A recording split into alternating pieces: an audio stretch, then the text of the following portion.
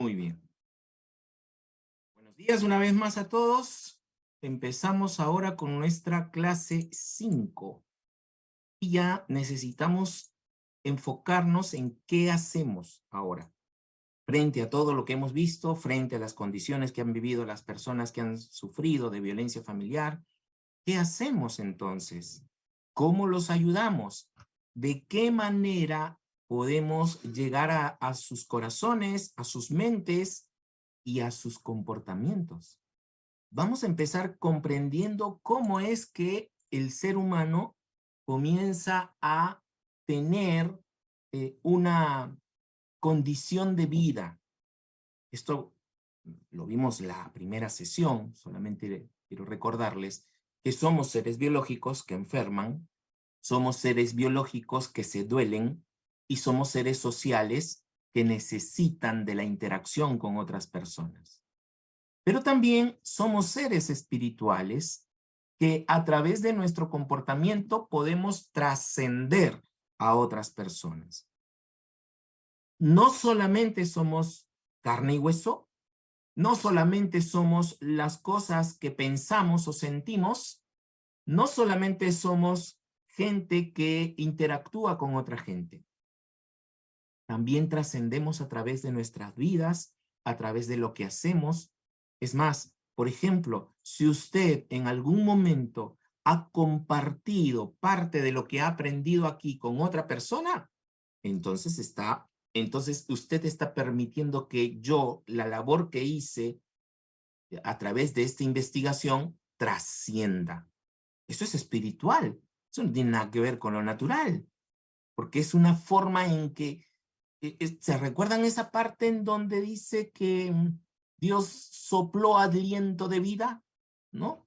O que Moisés lo hizo también con el resto de su grupo. Bueno, no quiero entrar en el aspecto teológico, pero es más o menos así. Yo estoy soplando aliento de vida sobre ustedes, si me lo permiten con mucho respeto decirlo. Y ustedes cuando lo hacen con otras personas hacen lo mismo. Eso es trascender, eso es algo espiritual, eso no es algo natural que podamos nosotros comprender. Usted se quedará con una parte de lo que yo he dicho, tal vez no con todo lo que he dicho, pero esa partecita que con la que usted se quedó, con la que usted le llenó o le abrió los ojos o le hizo darse cuenta, eso que usted sintió como que fue su darse cuenta personalmente, eso es trascendencia, eso es lo espiritual. ¿Se ha dado cuenta usted que en algún momento puede usted estar escuchando una prédica y se ríe con la prédica y lo escucha y aprende, pero luego se va a su casa y se olvida? Pero hay una palabrita que el pastor dijo o un momento en el cual dentro del sermón usted sintió algo especial en su interior. Esto como si fuera un toque divino. Algo que el pastor lo dijo probablemente tan comúnmente y tan cotidianamente, para usted le llenó. Es porque el pastor habló a su hombre interior, o más bien a su ser interior, más que sea hombre o mujer. El ser interior no tiene un género definido allí, básicamente. A su ser interior. Y esa trascendencia es algo espiritual. Por tanto, cuando tratamos el asunto de una persona, sea en violencia familiar o en lo que sea que tratemos, necesitamos hacer una evaluación tanto del aspecto natural de la persona como desde su eh, trascendencia, de eso que llegó a marcarle la vida, de eso que recibió como estructura mental de aprendizaje. Eso es lo que tenemos que aprender a evaluar.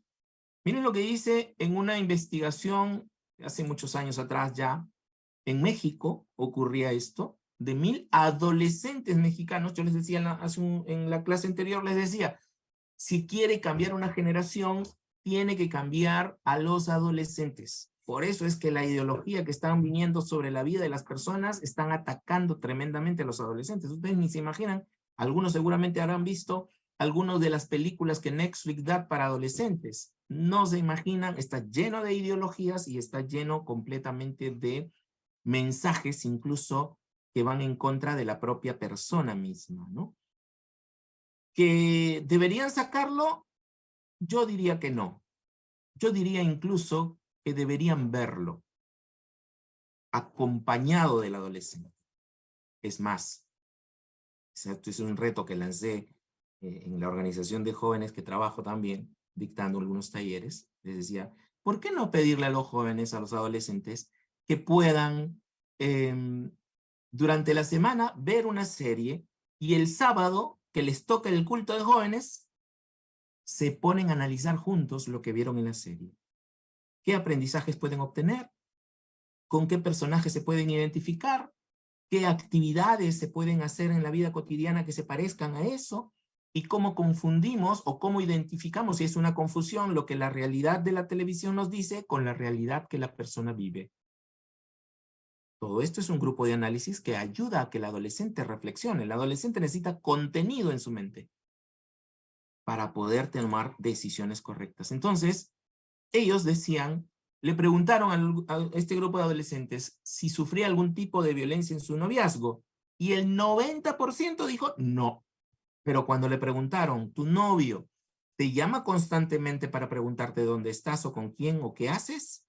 ¿Te dice qué ropa ponerte? ¿O ha tocado alguna parte de tu cuerpo sin tu consentimiento? 6 de cada 10 contestaron que sí. Y todo esto es violencia en el noviazgo. Entonces, cuando alguien habla de violencia, automáticamente decimos que no. Pero cuando comenzamos a desagregar o a describir lo que significa ser violento, probablemente todos digamos que sí. Incluso en la iglesia. Incluso en la iglesia. Entonces, yo estoy ahorita, nuestra organización en la que estamos dictando ahorita un seminario que se llama Salud Mental al interior de la iglesia. No se imaginan todos los casos que vemos. Porque se trata de eso, justamente, de poder aprender a identificar estas señales y ponerle el nombre que se merece.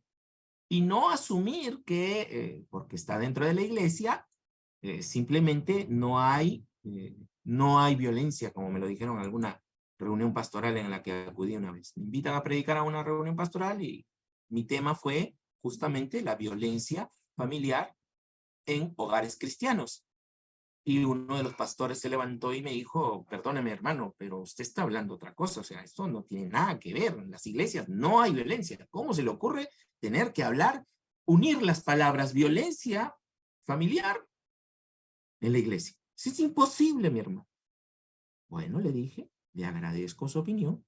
Si usted quiere, al final del curso, al final del taller, usted va a poder comprender cosas y hacer las preguntas que sean necesarias, y ahí veremos si realmente hay o no violencia al interior de la iglesia. Y obviamente el pastor fue el primero en querer, en querer aprender un poco más de todo esto, ¿no?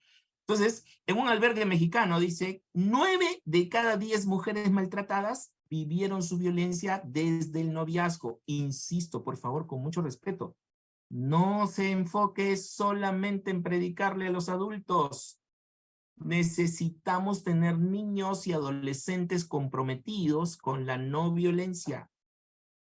Predíqueles también a ellos, no solamente le hable de historias bíblicas comunes que en todas las escuelas dominicales escuchamos.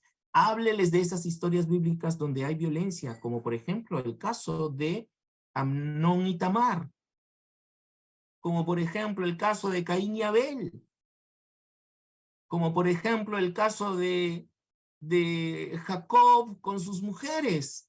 O sea, háblenle de casos que en realidad demuestran bíblicamente, como lo vimos en las primeras sesiones, que existe violencia incluso dentro de la Biblia.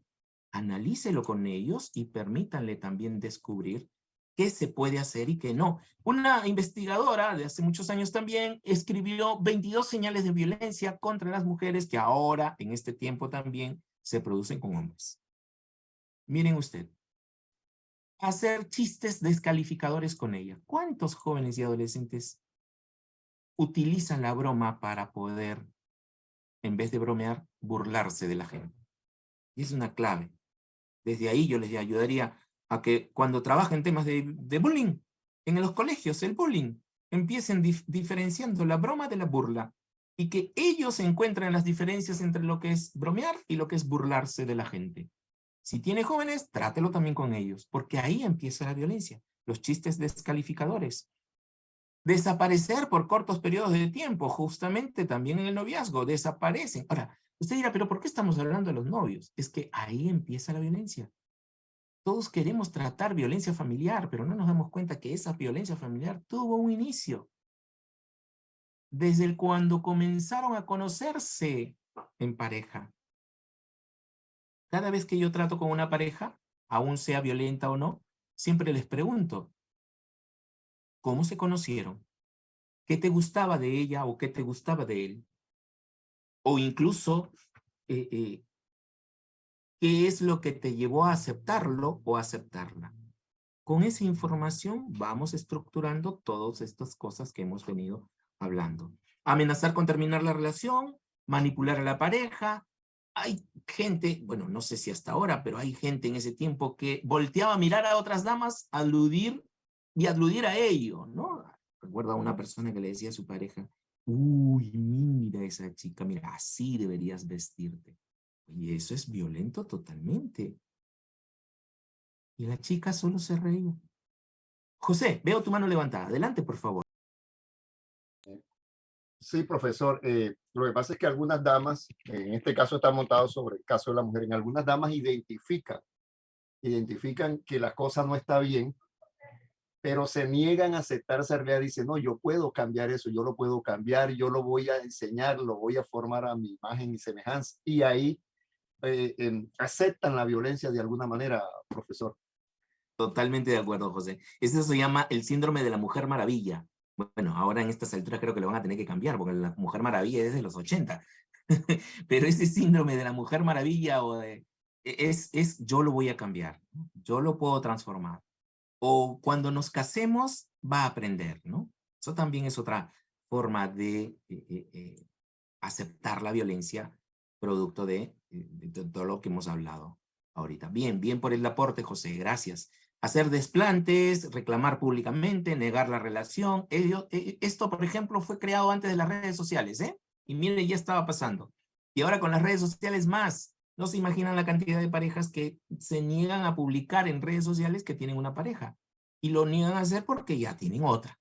Probablemente ya tienen otra. Entonces, esto de las redes sociales también ha venido a cambiar y transformar el mundo, no se imaginan de qué forma, porque a través de ello también puede haber violencia de pareja o violencia familiar, o puede haber también el tema de la violencia cibernética, que se le llama, ¿no? Violencia cibernética, en el sentido de utilizar este tipo de plataformas para violentar sobre las otras personas. Las burlas, el prohibiciones, las negaciones, todo eso son señales de violencia contra la mujer en este caso. Aunque también está viendo contra hombres últimamente también. Hay chicas que no quieren que vaya a su jueves de patas, le llaman acá.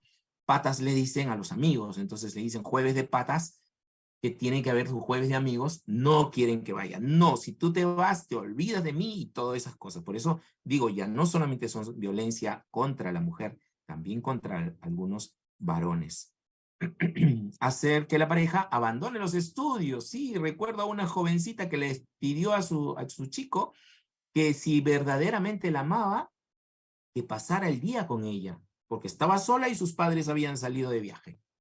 Entonces, pero él tenía que ir a la universidad y ella le dijo, no, es que si me amas, entonces pásala conmigo. Y al final terminó él abandonando los estudios por quedarse con ella.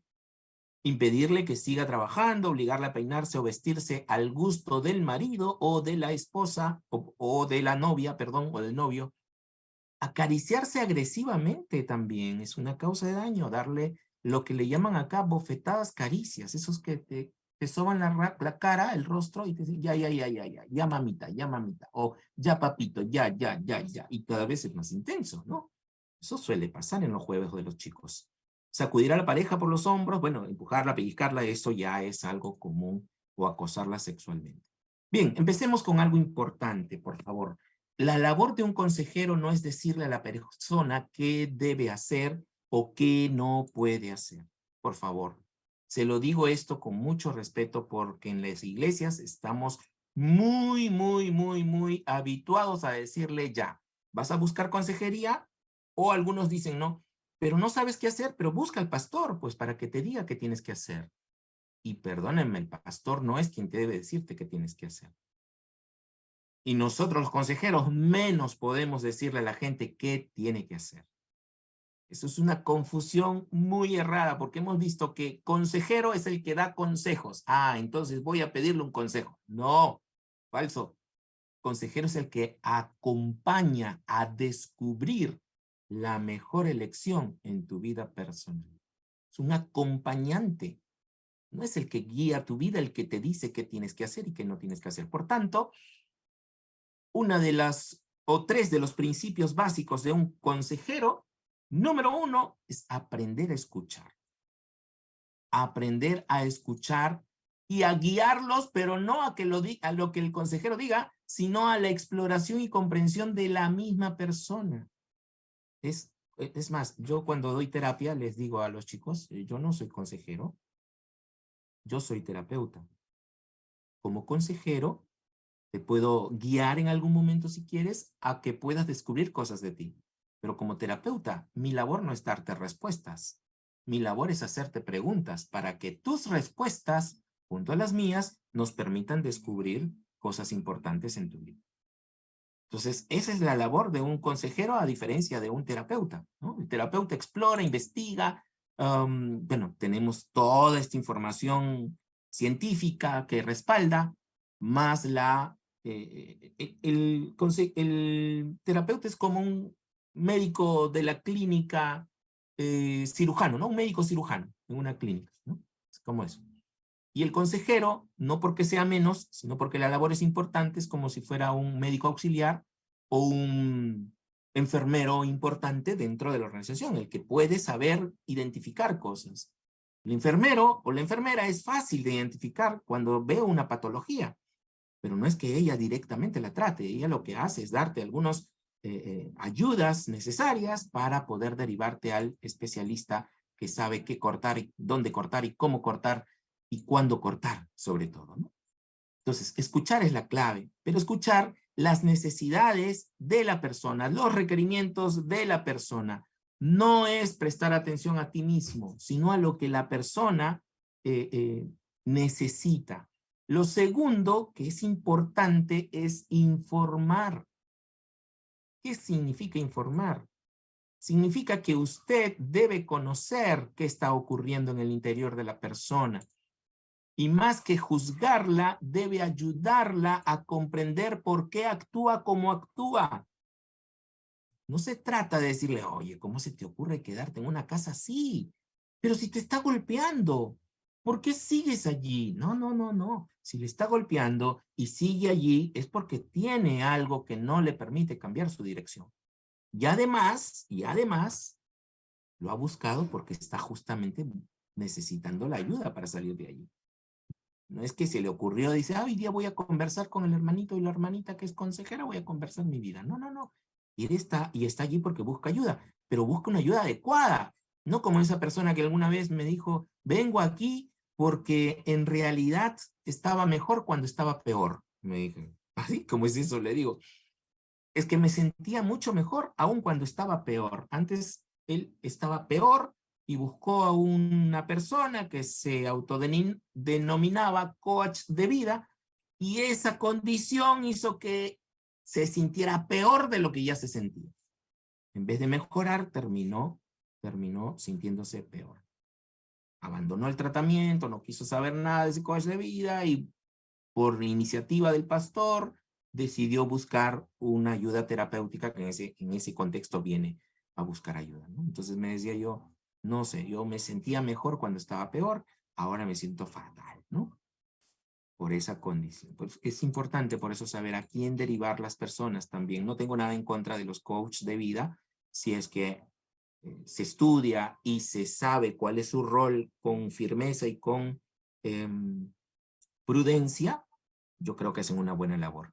Pero no puede un coach de vida reemplazar la labor de un psicólogo, de un terapeuta o de un psiquiatra, que en algunos casos lo han hecho.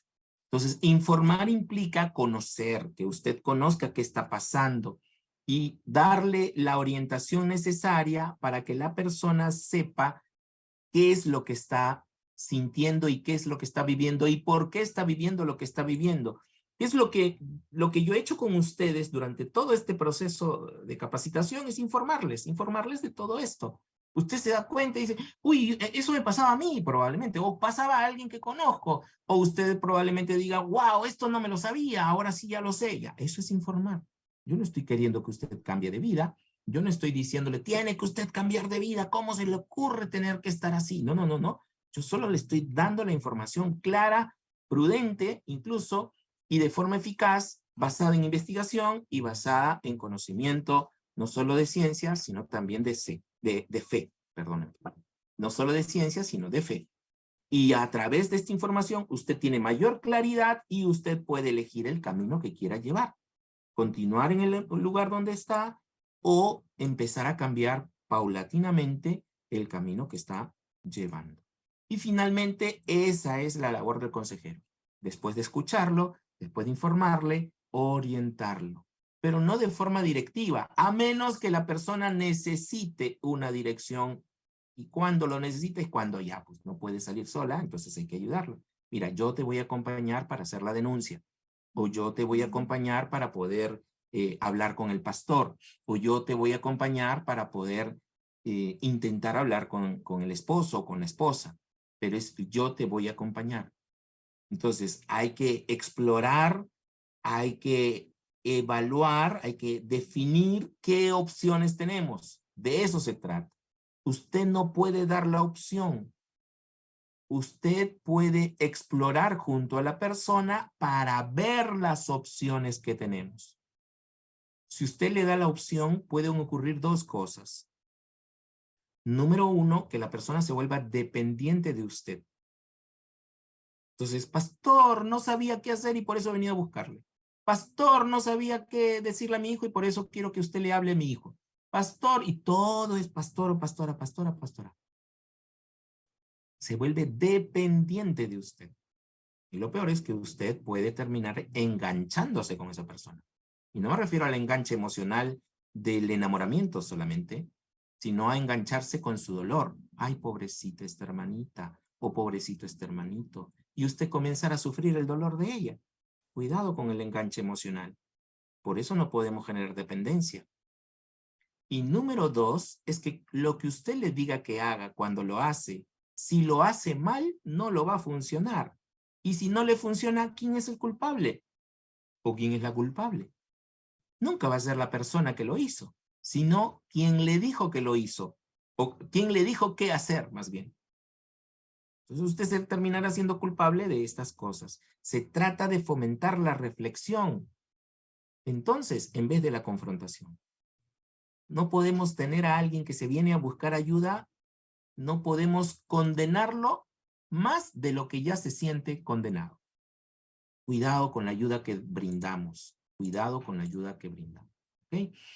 Esto es importantísimo. Es una metáfora que lo habla Virginia Satir acerca del iceberg. Es la metáfora del iceberg personal. Todos nosotros solamente podemos ver a las personas desde lo que se llama su conducta. ¿Cómo se comportan? Todos vemos eso. Todos. El problema es que no vemos lo que está en el fondo. Recuerda que un iceberg tiene solamente un 10% de visible. La montaña de hielo solamente se le observa un 10 a 11%. Pero el resto de abajo, el 89 o el 90% en algunos casos, está en el fondo del mar. Y es donde necesitamos aprender a investigar. En esas conductas no observables. ¿Qué siente? ¿Qué percibe? ¿Qué interpreta? ¿Qué creencias tiene? ¿Qué expectativas tiene? ¿Cuáles son sus deseos? ¿Cómo se identifica la persona a sí misma? Todo eso. Creo que Carla fue la que me preguntaste hace un rato, ¿no? Y usted dice, pero tenemos creencias ya culturales que están instaladas. Ya, ok, eso está en el fondo del mar. Eso es lo que hay que ir a explorar. Hacia ese punto tenemos que ir. ¿Me estoy dejando entender? No es solamente quedarse con lo que usted observa. No es solamente quedarse con el comportamiento. Sí, pero ese hombre miente. O esa mujer miente. Sí, pero su mentira cumple una función interna. Los niños mienten porque temen a ser castigados, por ejemplo. Entonces no se quede con que es un mentiroso. Lo decíamos también, las personas víctimas de violencia terminan convirtiéndose en victimarios de violencia. Entonces, si es un victimario de violencia, si es una persona violenta, no es porque quiera ser violento, está siendo o ha llegado a ser atrapado de su propia violencia. Por tanto, la persona violenta también es víctima de su propia violencia. Entonces no podemos juzgarle y decir, hermano, ¿cómo eres golpeador? ¿Qué te pasa si el Señor Jesucristo no nos enseñó eso? Sí, claro, pero su conducta tiene una razón de ser. Hay que investigar. Por eso es importante estas preguntas que hago acá. ¿Qué es lo que siente? ¿Qué cree? ¿Qué ideas? ¿Qué suposiciones tiene? ¿Qué expectativas tiene? ¿Qué busca? ¿Qué espera de sí mismo y de los demás? ¿Qué busca con el amor, con la aceptación, con la pertenencia? En ese sentido, ¿qué deseos siente? ¿Se da cuenta? ¿Y quién cree que es? Lo que veíamos hace un rato de Romanos 12, ¿no es cierto? ¿Se recuerda? Lo leeré buscar y lo voy a leer en la versión de la traducción del lenguaje actual que dice, Dios en su bondad me nombró apóstol y por eso les pido que no se crean mejores de lo que realmente son. No dice que se crean peores.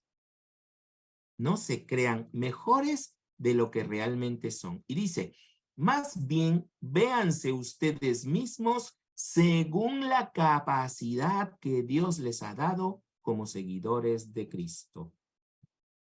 Según la capacidad que Dios les ha dado como seguidores de Cristo.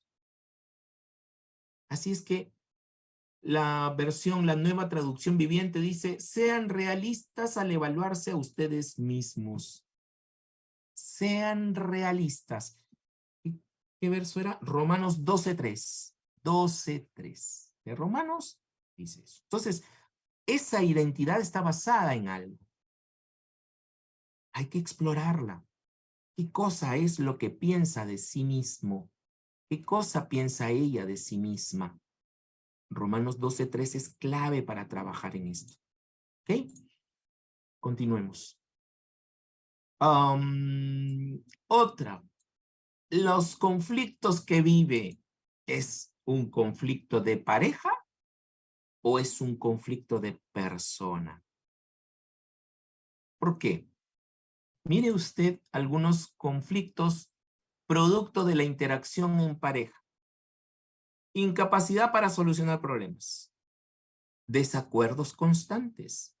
Falta de coordinación. Mala comunicación. Prioridades diferentes. Gedeón pregunta, ¿la evaluación debe ser constante? Sí, claro que sí, Gedeón, todo el tiempo. Por eso es que una sola sesión no es suficiente para tratar un caso como este. Por eso es que yo les decía, el mínimo es 8 sesiones, que pueden ser semanales o pueden ser cada 15 días, pero no más de eso. Y cada sesión es una evaluación. Yo no, ni bien viene alguien, yo no le digo qué hacer y qué no tiene que hacer. Porque sería imposible. ¿De qué forma le puedo decir qué hacer y qué no hacer si ni siquiera conozco del caso? La clave es explorar, explorar, explorar, escuchar, escuchar, escuchar. Entonces, por ejemplo, hay parejas que vienen con estos problemas. Cuando vienen con estos problemas, entonces, de frente vamos a hacer terapia de pareja.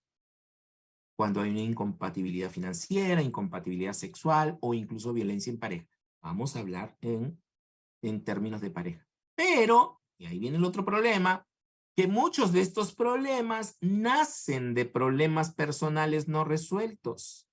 ¿Como cuáles?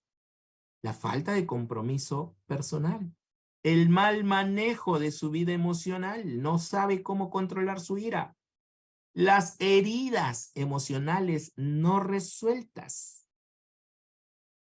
que cuando no lo resolvió, lo trasladó. Hace un momento, ¿quién fue?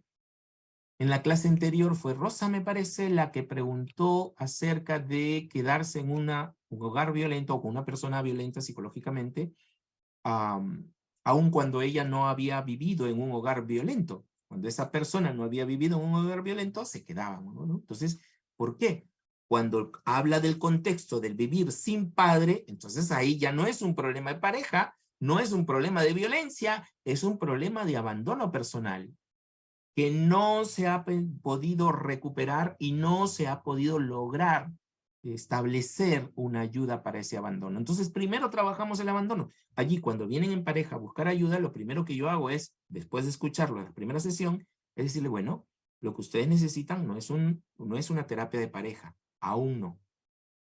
Lo que necesitan es trabajar individualmente. Así que trabajemos individualmente primero esas condiciones personales de abandono en el caso de Rosa, de aprendizaje en el caso de otras personas, de las condiciones que ha vivido en estos diferentes casos que atendemos. Es importante evaluar, ¿es un problema personal o es un problema de pareja? ¿Es un problema personal por malos hábitos, por expectativas poco realistas, por el distanciamiento físico que existe o emocional? Es decir, la persona siempre aprendió a aislarse, entonces vive bajo un apego de estos evitativos, entonces no quiere juntarse con nadie. Ya no es un problema de pareja, es un problema personal. O la inmadurez o la dependencia emocional es un problema personal, no es un problema de pareja. Y obviamente están los trastornos de personalidad. Cuidar mucho eso. Antes de conocer algunos programas de intervención, ¿alguna pregunta o alguna inquietud hasta aquí? ¿Alguien tiene alguna pregunta o alguna inquietud?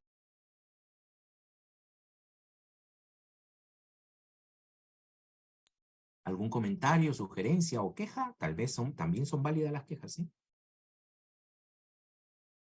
Yo Adelante, Carla, te escucho. me pregunto, con toda esta información que estamos recibiendo ahora, dándonos cuenta en detalle de cómo se va formando el carácter, la actitud y nuestra relación con los otros, al tener una intervención, ya sea yo o el individuo que sea, realmente logra quebrar esa conducta, ese patrón, porque de pronto, por lo que yo escucho, no basta solamente con oponerse de cierta forma a sí misma, con mi estructura, con mi formación de años. Yo hoy día soy una mujer de 42 años y nos vamos a enfrentar a diferentes personas, y ahora en nuestro análisis personal, al mirar la conducta, al escuchar a una persona, ya vamos a tener una mirada distinta de observar y de escuchar para hacer un análisis, porque estamos recibiendo esta información, pero me quedo con esa sensación. Realmente se logra llegar, porque de pronto no basta con quebrar el patrón o cambiar, o como bien lo dijo, porque yo anoté esa palabra que me gustó, no basta con romper el esquema, porque ese romper esquema o romper el molde trae conflicto, trae pérdidas y trae una ganancia personal. Entonces de pronto va a haber una lucha entre lo que pierdo, lo que admito y lo que tolero. Entonces, de cierta forma, el individuo va a tener un conflicto en sí mismo frente a lo que quiere cambiar. Pues entonces, ¿cómo se enfrenta eso? ¿Cómo se vive? Yo ahora estoy entendiendo la conducta y ya estoy haciendo memoria de lo que he visto con situaciones, y he visto el resultado, que muchos han tenido la libertad y han ganado un objetivo, pero su vida se han destruido frente a romper un esquema. Entonces también hay un riesgo interesante y muy profundo. Definitivamente, Carla, y gracias por este aporte. Te lo digo de esta forma. Un vino nuevo no se puede echar en un odre viejo. Lo que tenemos que hacer antes de dar una nueva información es cambiar de odre, por decir de alguna manera, ¿no? En otras palabras, si yo soy consciente de la condición que tengo, voy y quiero modificarla, entonces necesito seguir siendo consciente de lo que me está pasando para cambiar primero mi ser. Es como si yo quisiera llenar un nuevo contenido en un recipiente que ya está lleno de un contenido. Entonces tengo que sacar primero ese contenido viejo tengo que desvestirme del hombre viejo para vestirme del hombre nuevo. Entonces, en la medida que voy avanzando en mi vida, me doy cuenta que hay condiciones mías viejas, permíteme el término, que necesitan ser reemplazadas por nuevas. Entonces, te lo explico de esta forma. Creo que lo explico en una de las próximas sesiones, pero lo adelanto ahorita. Yo en mi vida, yo recibí a Cristo a los 18 años, en el año 92. Pero antes de Cristo, con solo 18 años, ya había vivido de todo, absolutamente de todo. Cuando Cristo vino a mi vida, transformó mi forma de pensar y me ayudó a cambiar por 5 años. Y soy explícito en decirle por 5 años, porque después de 5 años volví a tener una serie de condiciones que me generaban mucho conflicto interno. Entonces, ¿qué quiero decir con esto? Que cuando yo empiezo esa vida cristiana, yo nunca me aparté del evangelio, pero vivía una condición de mucho conflicto interno, fui aprendiendo a cambiar cosas en mi vida. Entonces, te lo explico de esta forma. Antes vivía mi vida puro grito. Todo era gritando, todo lo resolvía gritando. Y como ustedes se darán cuenta, mi voz es muy suavecita, muy delicada. Entonces, cuando levantaba la voz, ya no se imaginan lo que pasaba. Pero eso no me interesaba. Si a los demás les dolía o no, no me interesaba. Pero luego me di cuenta que, así como no me interesaba que les doliera lo que yo hacía, me di cuenta que me quedaba sin amigos. Me quedaba sin gente a mi alrededor por la actitud que yo tenía. Entonces pasé del puro grito a convertirme en un gritón arrepentido. ¿Qué significa eso? Que seguía gritando, pero esta vez era consciente. Me daba cuenta de lo que producía mis gritos y aprendí a pedir perdón. Aprendí a pedir disculpas. No fue automático, pero sí paulatino y constante. Hasta que me convertí en el ex. Pero felizmente no de mi esposa, sino en el ex gritón. ¿Eso qué significa? Que ahora me daba cuenta lo que producía en mi interior antes de gritar y podía responder diferente. La diferencia entre reaccionar y responder es solo por el tiempo. Una reacción es automática, una respuesta es pensada. Entonces, darme cuenta del contenido que yo tenía para empezar a cambiarlo y transformarlo y luego agregar un nuevo contenido, ese es el proceso, Carla. Y si estoy aquí enseñándoles a ustedes, es porque sí se puede. Si me permites, es porque sí se puede. ¿Costó mucho tiempo? Seguro que sí. Pero en el Señor, ¿no es? Un día es como 1000 años y 1000 años es como un día.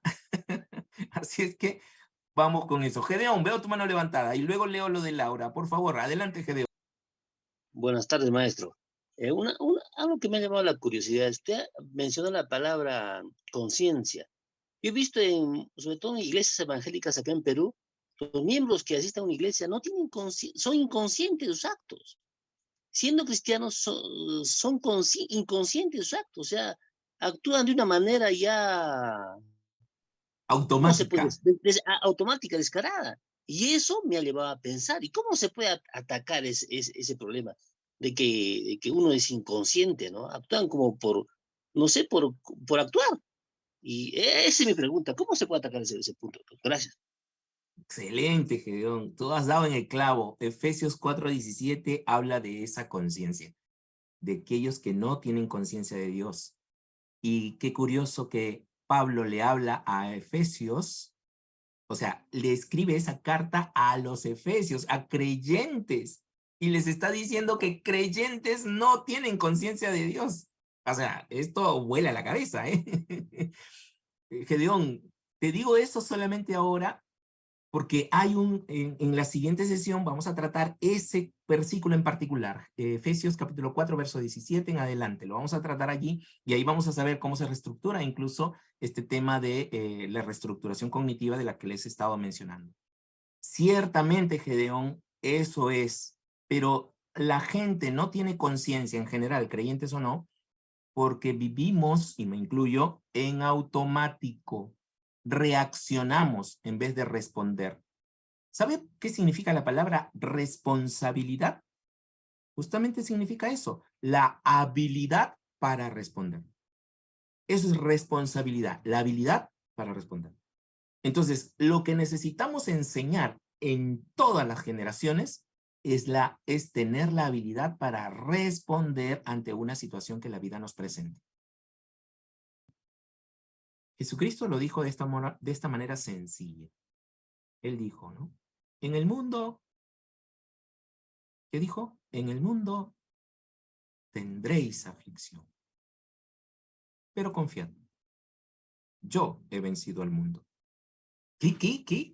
Pero, ¿cómo es eso? O sea, ¿me dices que siendo cristiano voy a seguir teniendo aflicciones? Sí, eso digo. Pero que aún en medio de esas aflicciones, ¿tú has podido vencerlo? Sí, eso digo. ¿De qué manera vas a responder ante esas aflicciones? Esa es la pregunta del millón. Eso es lo que tenemos que llevar a la gente a reflexionar. El gran problema que tenemos es que nos dieron un speech. ¿Se entiende lo que es speech? Speech es un argumento que yo digo para cuando tengo que enfrentarme a alguna condición. Entonces nos dieron un argumento propio que tuvimos que aprender y llegamos al punto de vivir en automático todo. Tienes que pasar al altar para recibir a Cristo. Perdóname, pero eso no está escrito, pero lo hemos aprendido. Que tenemos que ir al altar a recibir a Cristo. O tenemos que invitar a la gente a la iglesia para que reciba a Cristo. Si no es en la iglesia, no recibe a Cristo. No sé, son cosas que lo aprendemos en automático.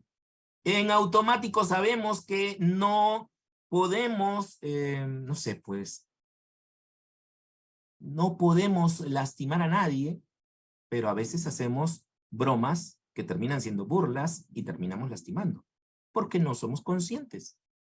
Y tener conciencia de sí mismo es aprender a pensar en lo que uno piensa y sentir en lo que uno siente. Eso es tener conciencia de sí mismo. Bueno, para mí, aprender a pensar en lo que uno piensa. Aprovechando lo que Laura menciona, dice, muchas veces me dicen que tengo el tono de voz alta y es así mi naturaleza. Trato de modular mi voz. Ok, eso es tener conciencia. Tener conciencia es escucharte a ti misma o a ti mismo y escuchar a los demás.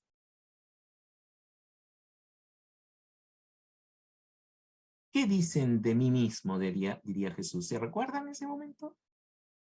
¿Quién dice la gente que soy? ¿Se acuerdan de esa pregunta?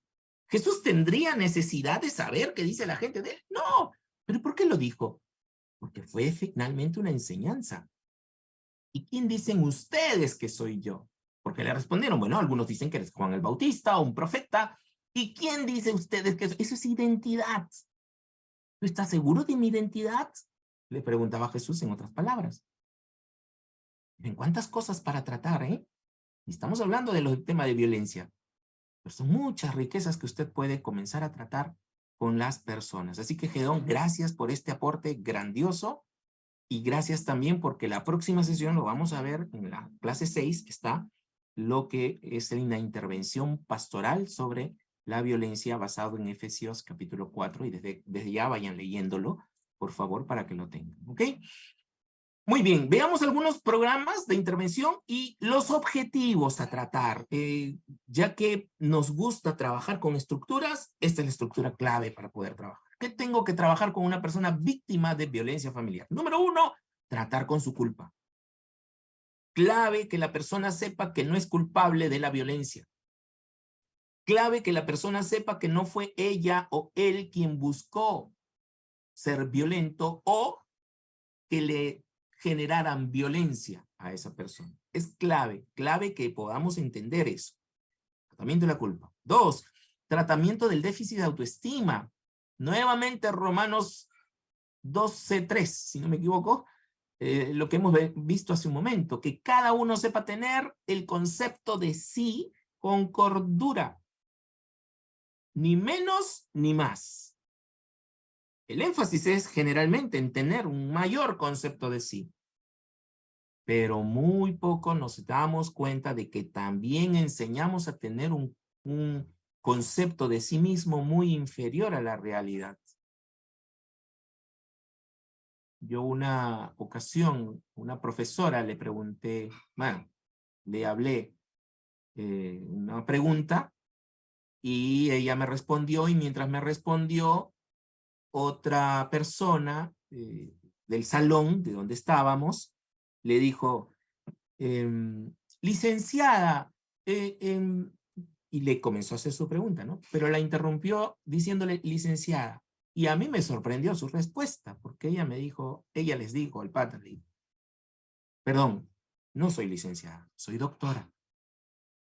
Y él se quedó como, ah, perdón, doctora, entonces. Y ella le dijo, pero no lo digo con el énfasis de que me crea lo mejor, no, sino que para estudiar un doctorado yo he tenido que terminar mi licenciatura, he tenido que terminar mi magisterio, o el nivel de magíster, y he tenido que terminar el doctorado y presentar mi tesis para graduarme como doctora. No fue fácil, por tanto, no puedo estar en un nivel inferior. Y a mí me sorprendió porque yo decía, pero soy persona, yo no soy ni doctor, ni licenciado, ni nada, soy persona. Pero para ella era importante eso porque le había costado su vida lograr eso. Entonces, en una ocasión me acuerdo que en esa misma clase ella dijo algo, digamos, algo interesante para mí, fue muy halagador para mí, porque en medio de la clase yo di un aporte desde la pastoral, porque allá nadie era cristiano, yo era el único creyente en ese salón de psicología que yo llevaba.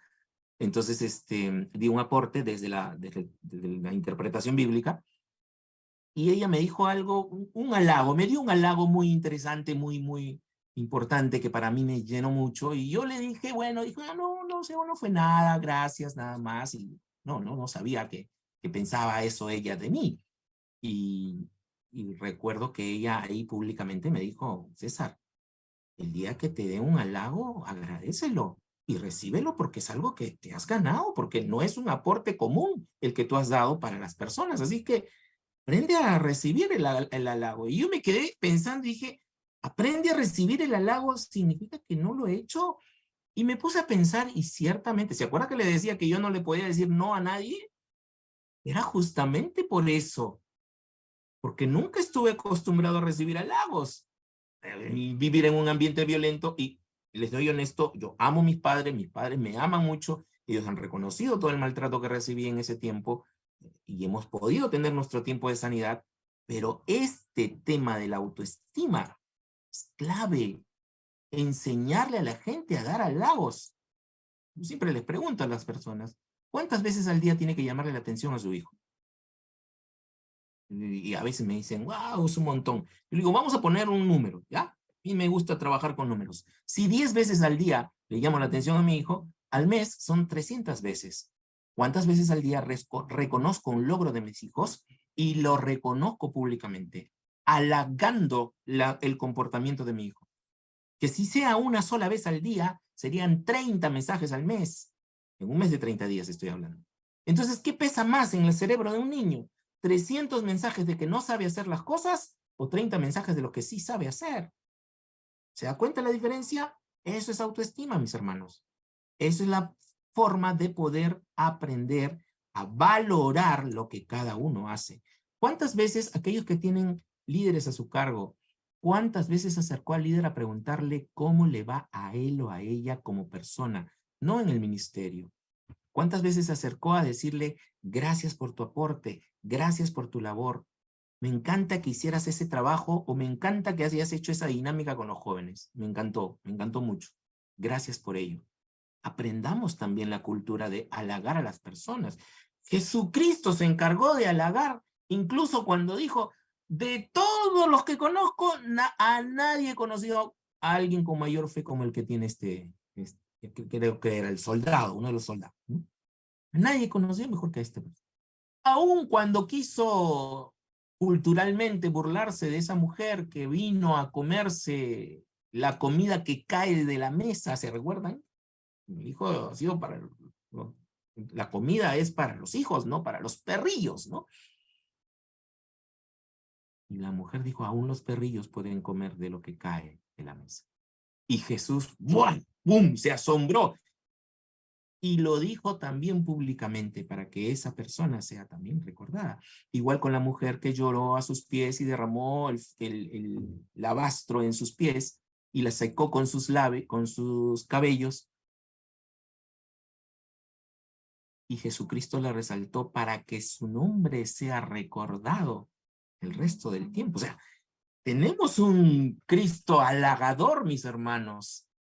Pero lo único que hemos predicado ha sido de las condenas que él hizo. Y que ciertamente los hizo. Pero no fue lo único. No fue lo único. Ángela, te leo, dice, una dinámica dice que pensemos en las 3 personas más importantes de nuestras vidas y en las respuestas pensamos en otros, esposo, hijos, padre. Así es, buena. Esa también la uso mucho en mis talleres. Pero nunca nos nombramos a nosotros mismos. ¿Quién es la persona más importante de tu vida? Tú necesitas ser tú. Antes de que el amor sea mutuo, el amor debe ser propio. Recuérdelo siempre, por favor, porque eso es un objetivo terapéutico para trabajar en personas víctimas. Otro, mejora de la relación social, y para ello es importante la red de apoyo. Por eso la iglesia es importante en la labor de restaurar a una persona. La iglesia termina convirtiéndose en una red de apoyo. Bueno, la iglesia saludable, diría yo, ¿no? Termina convirtiéndose en una red de apoyo frente a las personas víctimas de violencia. También necesitamos trabajar la expresión adecuada de la ira, que es importante, no solo en la persona victimaria, también en la persona víctima tiene que aprender a manejar su ira, porque a veces contra el victimario o contra la victimaria no ejerce ningún tipo de control o de defensa, pero sí lo hace con los hijos, o con alguien inferior, o con las empleadas, que también ocurre, aquellos que tienen empleadas en el hogar. Entonces eso también. Y es importante que se pueda tratar también síntomas específicos de patologías psicológicas, ¿no? En ese sentido, terapia contra el estrés, contra la ansiedad, contra la depresión, etcétera, ¿no? Si usted nota que tiene rasgos depresivos o ansiosos, es mejor poder derivarlos. Una de las cosas que suele pasar mucho y que tenemos que tenerlo clarísimo es enseñar a las víctimas habilidades. Volvemos al concepto de habilidad. Una vez más, ¿se recuerda lo que era responsabilidad? La habilidad de responder. Por tanto, necesitamos enseñar habilidades para dar una respuesta y no para actuar automáticamente. Las víctimas deben aprender habilidades para establecer una nueva vida. Otra vez, tal vez ese término de nueva vida suene mucho a cliché evangélico, pero esta nueva vida de la que se habla es a la nueva forma de vivir la realidad que tiene, ¿no? Enfocada en 2 cosas puntuales: autonomía personal y recuperación del control personal. Es lo que pierden las personas víctimas de abuso o de violencia familiar. Pierden su autonomía y pierden el control incluso de sus propias vidas. Veamos. Propuestas de tratamiento basados en hombres que ejercen violencia, por lo menos aquí en nuestro país existe, bueno, este es de España, este es un país español, este es de España, un autor español, autora española, que trabaja el tema de hombres que ejercen violencia hacia su pareja y que ella propone 3 puntos básicos del tratamiento. 1, la violencia debe detenerse. Si es que quiere vivir un momento, o es decir, si es que quiere recibir el tratamiento contra la violencia, número 1, no puede ejercer violencia por ningún motivo. Si no, pierde el tratamiento. 2, el hombre violento tendrá que aprender a crear relaciones igualitarias, en donde desaparezcan todas las conductas violentas de manera física, psicológica, sexual o económica para poder obtener el poder y el control de sí mismo. Ahí tiene que enfocarse, en control de sí mismo. Y tercero, el resultado no podrá obtenerse si no aprende a ver, pensar, tratar y sentir a la mujer como su igual, como, lo diría Pedro, como coheredera de la gracia, no como alguien inferior. Y en ese sentido, estos programas Estoy hablando de un programa social, no estoy hablando de un programa cristiano evangélico, ¿eh? Programa social que se trabaja desde la condición de... perdónenme, ¿quién me puede ayudar? Samara, todavía tenemos tiempo, ¿verdad? ¿O Leticia? No sé, ¿todavía estamos con tiempo? ¿O termina a la 1 esta vez? ¿O a la 1:30? Perdóname. 1:30 me parece. Ronald, ¿tú me confirmas? Es a la 1:30 que terminamos hoy, ¿cierto? Sí, ¿no? Excelente. Ya, entonces vamos a ver hoy día el tema de la pastoral que les decía de Efesios 4:17. Ahora lo vamos a ver. Pero entonces, de pensar y tratar y sentir como coigual, como coheredera, no se trabaja mucho en la iglesia porque el speech de sumisión de mujeres subordinadas a los varones o sometidas al varón o sujetas al varón es algo que ha quedado muy, muy, muy remarcado en la vida de iglesia y es muy, muy, muy complicado llegar a transformar eso de una manera rápida o de una manera científica, ¿no? Científicamente hablando, no lo van a entender. Pero cuando entramos al tema teológico, al tema pastoral, y comenzamos a comprender desde la mirada pastoral lo que el significado de estos términos, en el caso de Pablo, en el caso de Pedro incluso, podemos entenderlo desde una condición de ayuda mutua, ¿no? De lo que decía Génesis, del eser kenegdo, o de lo que significa la colaboración mutua, no la subordinación. En otras palabras, lo que Pablo y Pedro destacaban en la labor de una mujer era por la condición funcional de la mujer, no por su dignidad como mujer. Eso es importante poderlo también definir. Muy bien. Otros programas de intervención hablan de enfocarse en lo que está sucediendo en la persona, ¿no? Porque uno se siente abrumado, confundido, inseguro, pueden tener mucho miedo, ansioso, insensible, y para ello hay un programa que se trabaja en todo lugar, y por favor, para ello, aun cuando se llame primeros auxilios psicológicos, no significa que lo tengan que hacer los psicólogos solamente. Esto lo puede hacer cualquier persona. Y esto es una estrategia denominada de primera respuesta ante un evento crítico. Es decir, estamos hablando de una persona que está en crisis o que ha estado continuamente en violencia, pero ¿qué pasa cuando busca ayuda? ¿Qué pasa cuando te dice mi esposa me ha golpeado o mi esposo me ha golpeado? ¿O qué pasa si te dice mis padres me lastiman? Como en alguna ocasión un niño vino con la espalda marcada, llorando, diciendo ayúdeme por favor porque mis padres me lastiman. Y cuando lo voy a abrazar, el niño ¡pum! Salta y grita de dolor. Cuando vimos la espalda la tenía marcada de todos los golpes que le había dado el padre con un cordón, al parecer, que lo había castigado.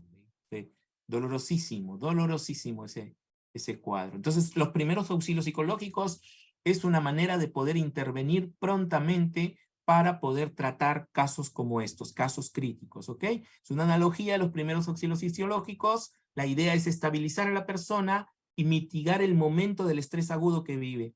Es conectar a la persona con otros profesionales. Insisto, esto es la primera ayuda en crisis, que, por cierto, no solamente es para las crisis de violencia familiar, como lo estamos viendo ahora, sino que también es aplicado en desastres naturales.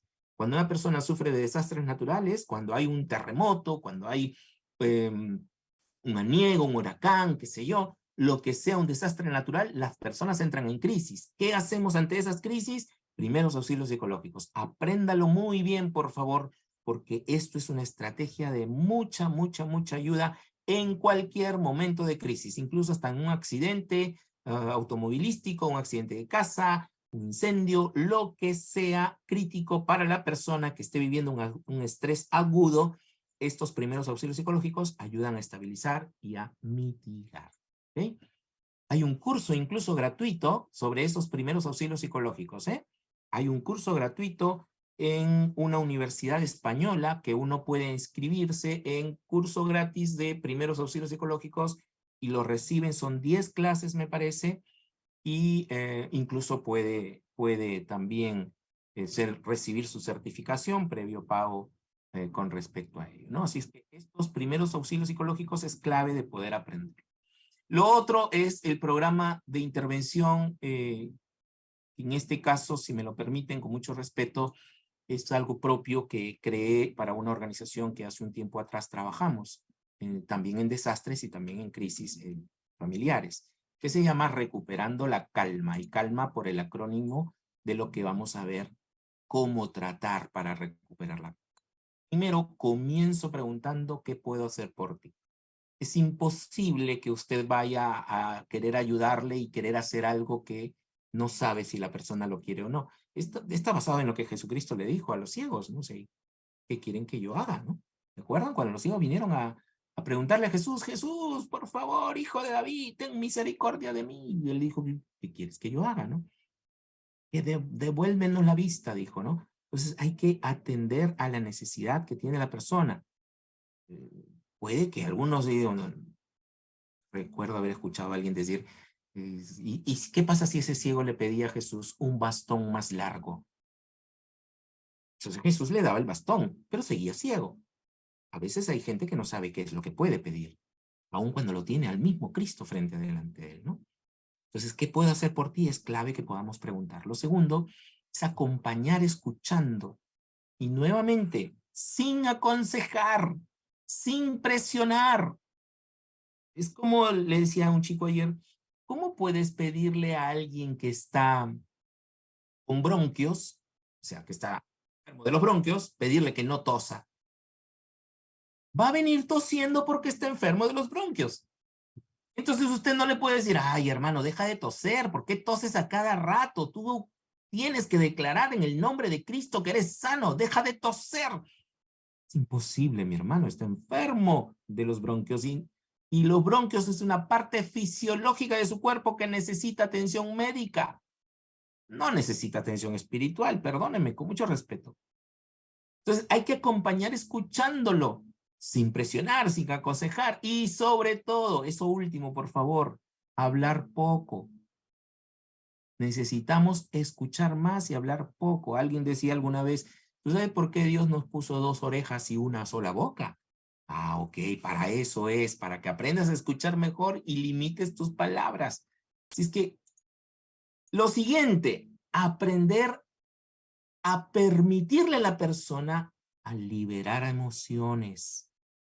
Es válido liberar emociones, que la persona se quiebre, llore, que la persona reniegue, que la persona grite, que la persona, perdónenme con mucho respeto decirlo, insulte o dé insultos de rabia, de ira, de pena. Es válido, porque la persona no es lo que está pasando en ese momento. En ese momento es un momento de crisis. Por eso hay que escucharlo, hay que consolarlo, hay que dejar que aflore lo que siente. No lo limite. Mire, hasta el mismo Señor Jesucristo estando en la cruz del Calvario reclamó, Eli, Eli, lama sabactani. ¿Se recuerda? ¿Y cree que Dios se ofendió? Dios le dijo, ¿cómo, muchacho malcriado me vas a decir eso?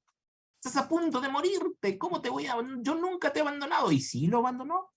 Recuerde, Jesús cargaba en la cruz todo el pecado del mundo. Y Dios, que es 3 veces santo, no podía estar frente al pecado. Por tanto, tuvo que retirarse. Y literalmente Jesucristo fue abandonado. Por eso es que Cristo gritó, Eli, Eli, lama sabactani. Dios mío, ¿por qué me has desamparado? ¿Por qué me has abandonado? Y Dios no le limitó, le permitió liberar sus emociones. Por tanto, para recuperar la calma, necesitamos desahogarnos, necesitamos sacar esas emociones. Otro, mantener la calma. Aquí el control lo tiene usted. La persona está en crisis y puede estar descontrolada. Aquí usted necesita tener y mantener el control. Brindar el confort, brindar asistencia, brindar información, como lo decía hace un momento. Ahora, en este sentido, permítame darle un pequeño detalle. Aquí sí es un consejo. Cuando vaya a tratar a alguien en crisis, si usted tiene una corbata, quítesela. Si usted tiene una cartera, no la tenga cruzada, porque las personas en crisis entran en descontrol. Y ha habido casos de personas que han intentado ayudar a una persona en descontrol y terminaron ahorcadas con la corbata. Y esto en serio se los digo, ¿eh? Terminaron mal porque justamente tenían unos accesorios que los lastimaron, o con lentes. Por eso es que cuando se abraza a una persona en crisis, nunca se abraza de adelante o de atrás, se abraza del costado, del hombro. Si la persona accede, entonces lo pones en tu pecho. Si la persona no accede, entonces te retiras. Está en un desborde emocional. No es que la persona sea agresiva, maltratadora, iracunda, violenta, no. Está en un desborde y hay que respetar eso también. Por eso es que se llama este programa Calma. Porque la idea es ayudar a calmar a la persona. Y lo último es atender a la necesidad. O bien brindo protección, seguridad, o bien lo conecto con alguien, o bien lo derivo a alguien.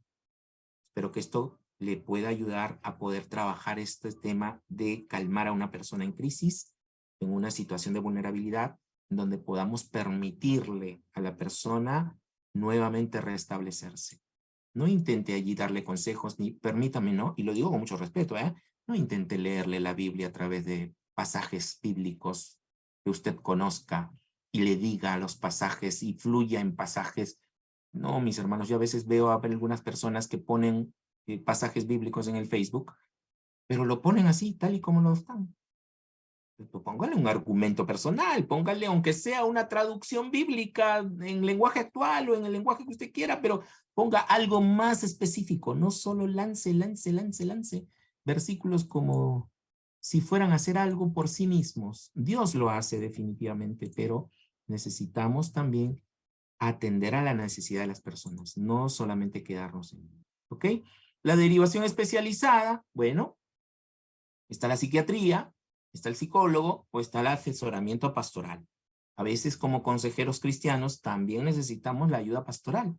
Necesitamos decir, saber cuándo poder derivar al pastor si hay un tema que yo no puedo abordarlo, o si es un tema personal, creo que lo vimos en alguna de estas clases, si es un tema que tiene que ver con un familiar mío, un familiar nuestro, no podemos atenderlos, mis hermanos, por más que tengamos la posibilidad o la capacidad de hacerlo, preferible no hacerlo, preferible derivarlo con un pastor, con un psicólogo, con alguien que no sea de la familia, para que se puedan abordar esos temas. Y seguir acompañando, que es nuestra labor como consejeros, el acompañamiento.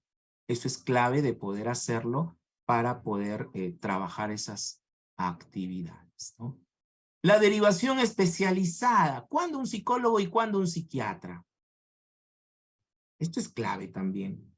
Algunos dicen que una vez alguien me dijo, usted es psicólogo, por favor, ¿podría prescribirme alguna medicina? No, mis hermanos, los psicólogos no prescribimos medicina. Quien hace eso es el psiquiatra. Ahora, en Estados Unidos sí, o creo que en algunos países, en algunos estados de Estados Unidos, no todos, sí hay psicólogos que pueden prescribir recetas médicas, pero es porque han llevado, además de la formación en psicología, han llevado una formación en farmacología. Entonces ellos sí pueden hacerlo, ¿no? Que para un psiquiatra, para ser psiquiatra, tiene que haber pasado sus estudios de medicina, completo los 10 años en algunos lugares, 11 son en otros, y además 2 años más adicionales de especialidad psiquiátrica. Si es que son médicos que han tenido que llevar una especialización de psiquiatría. Y además, también hay psiquiatras terapeutas, si es que ha querido llevar una formación terapéutica, ha tenido que estudiar 2 años más de formación terapéutica. Entonces, 2 años de psiquiatría más 2 años de formación terapéutica. Eso lo hace un psiquiatra terapeuta, ¿no? En el caso de los psicólogos, terminamos la carrera de psicología, que generalmente son 5 años, en algunos son 6 o 7. Adicional a eso, hacemos una especialidad en psicología clínica, que son, en este caso, aquellos que atendemos personas de manera clínica, y además llevamos 2 años también de formación terapéutica, por tanto que también un psicólogo no es lo mismo que un psicoterapeuta, ¿eh? En el caso del psicólogo, llevó su carrera en psicología y se dedicó a hacer trabajo psicológico. En el caso del terapeuta, aparte de llevar psicología, llevó una formación terapéutica que ya sea en Gestalt, terapia cognitivo-conductual, terapia contextual, que son algunas de las formaciones que hemos llevado, o dinámica, que es el caso de los que son psicólogos y han llevado formación en psicodinámica, ¿no? Con todo lo de Freud y todo esto. O terapia humanista, que también trabaja mucho con Carl Rogers. Carl Rogers incluso fue un hijo, él es cristiano y también hijo de cristianos, de pastores evangélicos. Él creó la terapia humanista también, ¿no? Dentro de las terapias humanistas. Terapia, se llama terapia enfocada en el cliente, se llama Carl Rogers, ¿no? Entonces, por cierto, hermanos, hay muchas terapias que tienen mucha base bíblica, solo que la mayoría, y a mí me causó curiosidad saber que la mayoría de estos psicólogos tienen familiares o vienen de familias cristianas, pero se autodenominaron ateos o agnósticos por la condición de vida cristiana que les tocó vivir. Pero siguen utilizando principios cristianos. Bueno, si ellos quieren ser agnósticos, que lo sean si quieren, pero sus principios son válidos, porque son principios divinos. No es el cartero el que cambia el contenido de la carta. No sé si me dejo entender, ¿no? No es el que viene, el cartero que viene a darte una carta, es el que le escribió, no es el autor. Lo importante es prestarle atención al autor, no al cartero, ¿no? Bueno, eso es. Entonces, un psicólogo clínico no es lo mismo que un psiquiatra porque son estudios diferentes. El psiquiatra es un médico, el psicólogo es una persona que estudió específicamente psicología y en particular clínica para poder atender, ¿no? A personas. El psiquiatra es el médico especializado en psiquiatría. ¿Cuál es la metodología del trabajo? Solamente referencial. Los psicólogos utilizamos técnicas de tratamiento para mejorar la calidad de vida del paciente, mientras que los psiquiatras lo que hacen es prescribir medicación. ¿Ok? Prescribir medicación para tener una estrategia de trabajo basado en los fármacos. A menos que sea terapeuta el psiquiatra, entonces combina las dos. La terapia verbal o personal y la terapia farmacológica. El foco de trabajo, desde la psicología, ponemos énfasis en las emociones, en las relaciones interpersonales, en el comportamiento de la persona, en cómo esa persona vive su propia dinámica interna y cómo lo relaciona con los demás.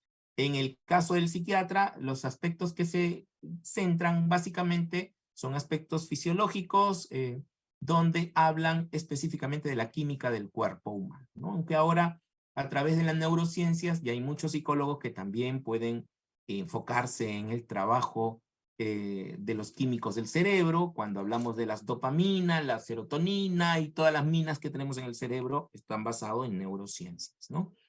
Y finalmente, cuando acudir al psicólogo nos dice esta referencia bibliográfica, cuando necesites enfrentar la situación que te preocupa, cuando el problema te supera demasiado, cuando la persona siente malestar, producto de la ansiedad, de la depresión, de las tristezas, de las fobias, o cuando está atravesando un momento de mucha crisis, de muchas pérdidas o de cambios, o cuando se siente, o cuando no se siente a gusto consigo mismo. Hasta ahí es. ¿Alguna inquietud, pregunta, comentario? Todavía nos queda bastante tiempo, así es que todavía hay cosas que si hay alguna pregunta o inquietud podemos referirla en este momento.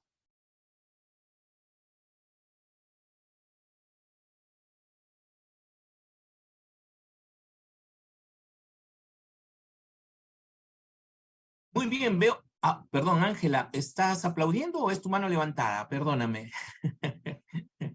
No me di cuenta si es lo uno o lo otro, pero bien, bien, Ángela, por el emoticon. Muy bien, entonces, antes de terminar, hasta aquí hemos llegado a la cuarta sesión y necesitamos evaluar las condiciones que ustedes están recibiendo a través de los quiz. Así es que hay quiz que van a tener que responder, por favor, y yo voy a poder leerles. Gracias, Ángela. Gracias por la aclaración. Entonces voy a tener que responderles, ¿ok? Voy a tener que evaluarlos también y responder este examen de mitad de curso, ¿no? La cuarta semana. Y por cierto, entonces, antes de terminar esto, y todavía nos queda suficiente tiempo para escucharlos a todos o leerlos a todos, me gustaría, por favor, que usted escriba o hable y mencione en una frase corta, por favor. No quiero que haga frases largas ni que nos dé un sermón o una prédica, ¿eh? Una frase corta y si es posible en una sola palabra. ¿Qué se está llevando de todas estas 4 primeras semanas? ¿Qué se lleva? ¿Qué aprendizaje ha sido para usted el más importante? ¿O de qué se ha dado cuenta, básicamente? ¿De qué se ha dado cuenta con todo lo que hasta aquí hemos podido hacer? Vamos, escríbalo, por favor, o que pueda decirlo en una frase corta. Olinda, escribe el curso que mencionas, profe, ¿en qué página lo puedo ver? Tuve un accidente, tengo un trauma con las motos y los carros. Ajá. El curso se llama Primeros Auxilios Psicológicos. El curso se llama Primeros Auxilios Psicológicos y lo que tienes que es, acá está, este de acá, Primeros Auxilios Psicológicos, y lo puedes identificar en diferentes organizaciones. Lo googleas como Primeros Auxilios Psicológicos, curso de Primeros Auxilios Psicológicos y vas a encontrar de todo, ¿no? Varios que los van a brindar de forma gratuita, incluso hay cursos completos en YouTube, grabados también, lo pueden usar con total libertad. Primeros auxilios psicológicos. Muy bien, ¿qué se lleva de hoy? O de estas semanas que hemos llevado. ¿Qué se lleva? Vamos. Escríbalo o abra su micrófono y menciónelo, por favor, para poder tener un feedback, ¿ok? ¿Qué cosa se lleva del curso hasta aquí?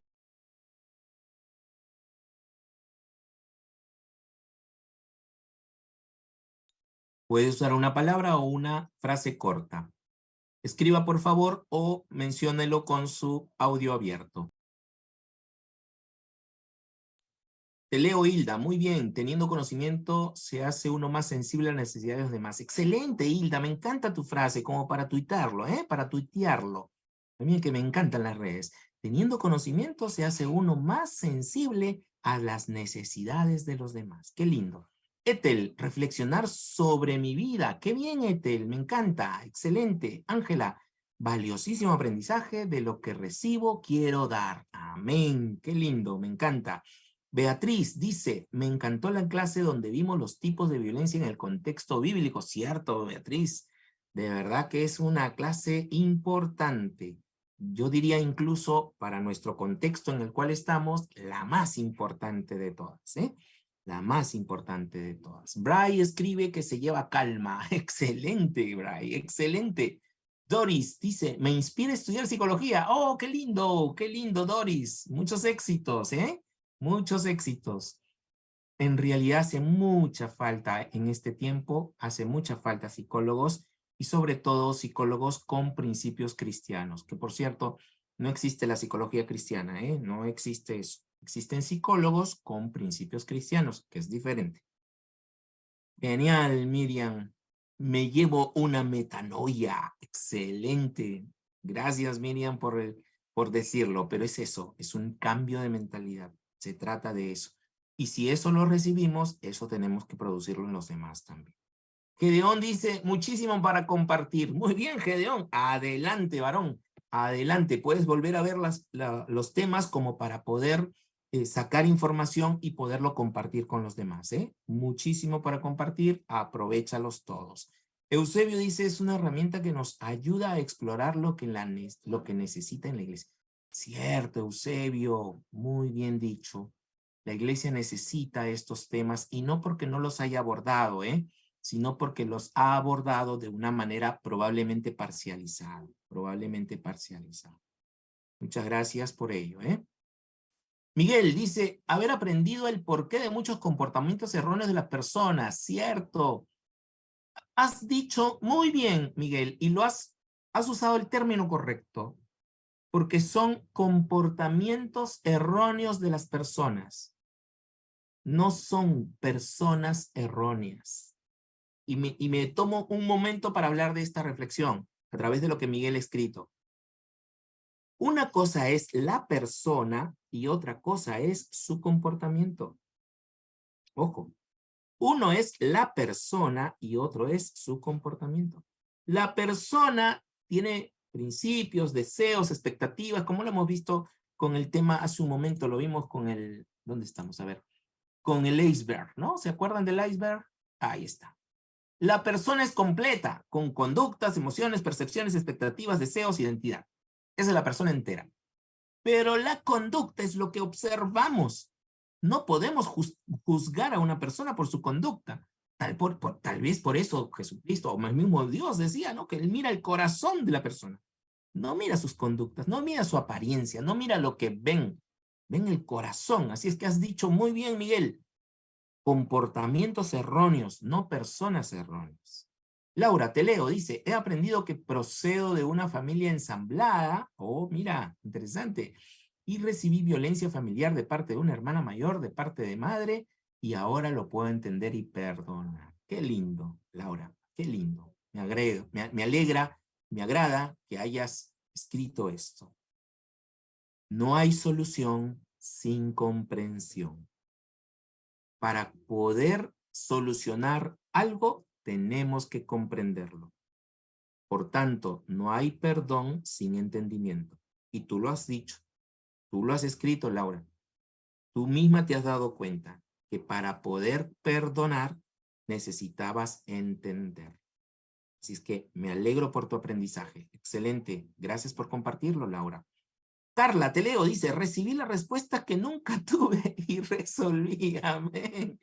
Gracias, Carla. Qué bonito, qué bueno. Recibí la respuesta que nunca tuve y resolví. A seguir resolviendo entonces, Carla. Muchos éxitos en tu labor, definitivamente. Olinda, es tiempo de actuar ante la necesidad de la gente. No solo es llevar un texto bíblico o decir, voy a orar por ti. Amén, Olinda. Qué lindo, me encanta eso. Hagamos actos cristianos y no solamente versos cristianos, por decirlo de alguna manera, ¿no? O sea, actuemos en función del verso y no solamente digamos el verso. Me encanta, Olinda. Gracias por tu aprendizaje. Carlita, la importancia del iceberg, de las emociones, lo que vemos y lo que no podemos ver, explorar. Ciertamente, ciertamente, Carlita, la importancia del iceberg. La persona es completa, ¿eh? No solo su conducta. Creo que alguna vez hice la pregunta, ¿no? Si una persona, si algo es malo, si algo no es bueno, ¿significa que es malo? Ya me estoy enredando yo mismo en mis aprendizajes. Esto lo demuestra. Si una conducta es mala, ¿significa que la persona es mala? ¿Qué dicen ustedes? ¿Sí o no? ¿Así o así? ¿Sí o no? Si la persona hace una mala conducta o tiene una mala conducta, ¿significa que es mala? No. Significa que su mala conducta es producto de cosas que no ha resuelto en su vida interior. Y por eso la clave de este iceberg. Y bien por ti, Carlita, por resaltarlo. Beatriz nos ha compartido un PDF de primeros auxilios psicológicos. Excelente, Beatriz. Creo que en la bibliografía también les he puesto uno, pero aprovechen en añadir este, por favor, bájenlo. Ahora que estamos a tiempo todavía, bájelo, por favor, ¿ok? Adelina escribe, aprendí muchísimo sobre violencia en la Biblia que nunca había considerado. Me llevo llaves para enfrentar y ayudar a niños. Excelente, Adelina, estás eligiendo la mejor población para trabajar, para transformar la vida de una nación. Los niños, se necesita tratar a esto con los niños mucho. Es más, en una ocasión, mi propio hijo me dijo, papá, no seas violento conmigo. Yo dije, ¿qué? Mi hijo me está diciendo que yo estoy violento con él, pero estaba llamándole la atención por algo que había hecho. Dijo, papá, no seas violento conmigo. Y me hizo reflexionar. Y dije, perdóname, hijo, estoy siendo violento contigo. Tienes razón. Perdóname. Y mi hijo mismo me explicó, me dijo, papá, lo que pasa es que tu ira que estaba acá se subió hasta acá. Con su manito me muestra tu ira estaba acá y se subió hasta acá. Y cierto, se me subió la ira. Y por eso es que a veces me olvido que soy psicólogo y a veces me olvido que soy cristiano también. Así que perdóneme por eso. Abigail dice, lo que vemos de las personas es casi siempre solo una conducta, no lo que es la persona. Bien, bien, Abigail. Para descubrir a la persona es necesario tomarnos el tiempo para descubrir la esencia de las personas. Somos imagen y semejanza de Dios y coherederos con Cristo y las conductas no nos definen. Muy bien, Abigail. Excelente. No define tu conducta, pero muchas veces expresa lo que hay en el interior. Así es que hay que tener mucho cuidado. No define, pero sí expresa. Por tanto, explica muchas cosas, pero no significa que te defina, ¿no? No es la definición, pero sí explica muchas cosas. Esther nos menciona, tenía tantas dudas que gracias a Dios, por sus enseñanzas a través de usted he entendido y tengo mucho que por seguir. Excelente, Esther, me alegro. De verdad que me alegro mucho, hermanos, de poder ser un instrumento de ayuda para usted en medio de estas condiciones que nos está tocando vivir. No es sencillo, ¿eh? No es sencillo el poder haber logrado llegar hasta este punto. Recuerdo que cuando estaba en el seminario, estudiando teología, me dijeron en aquel tiempo que tenía un llamado pastoral. Sin embargo, un solo pastor me dijo, no, hermano, tú no tienes un llamado pastoral, tú tienes un llamado de profeta, me dijo él todavía encima.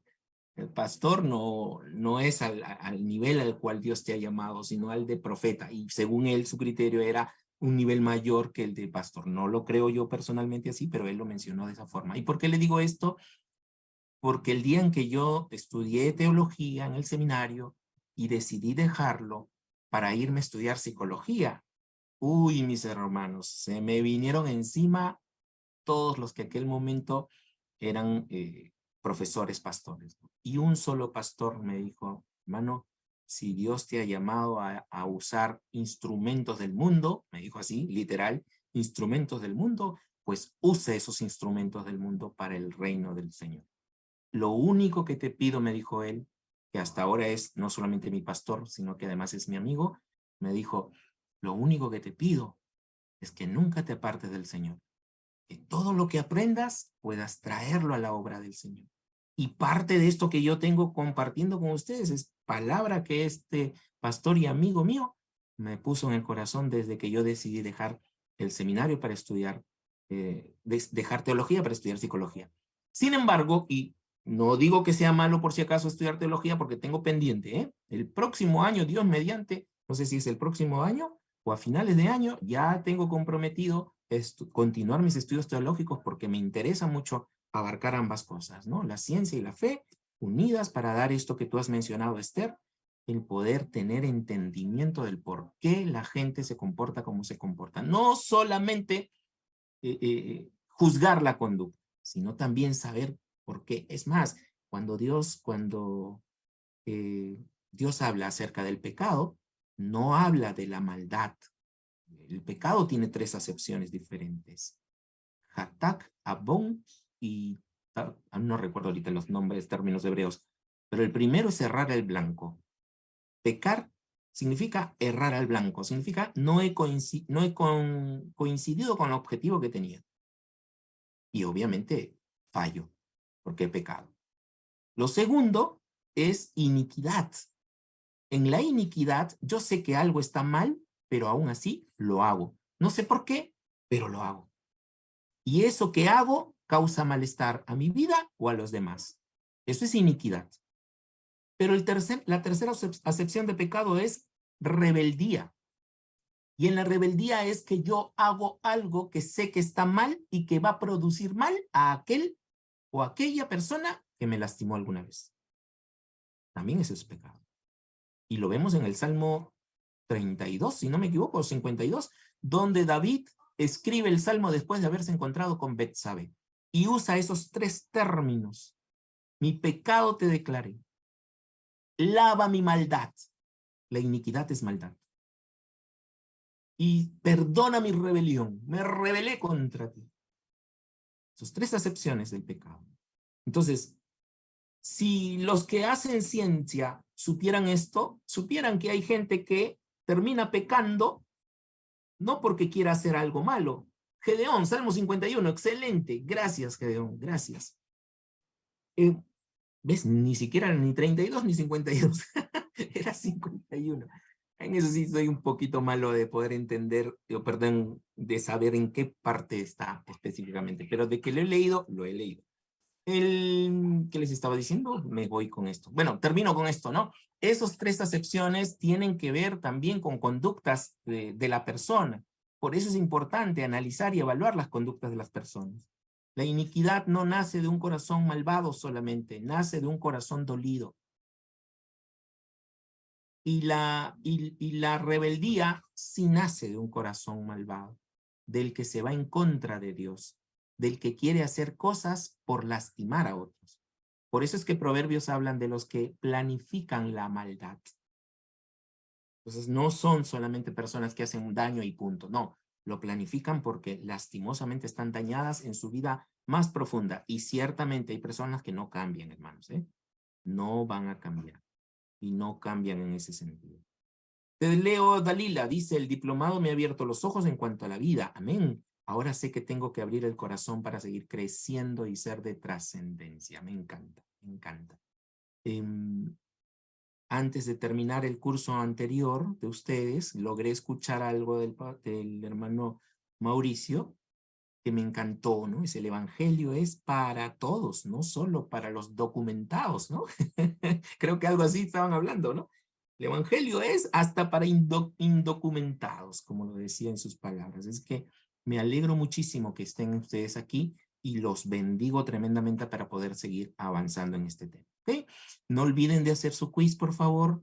Terminen. Si hay preguntas, inquietudes, escríbanlo, por favor. Los foros están abiertos. Yo estoy leyendo algunos de ellos ya. Y hay varios que han estado escribiendo también. Así es que con total libertad. ¿Sí? No sé si hay algo más, estimada Leticia o Samantha.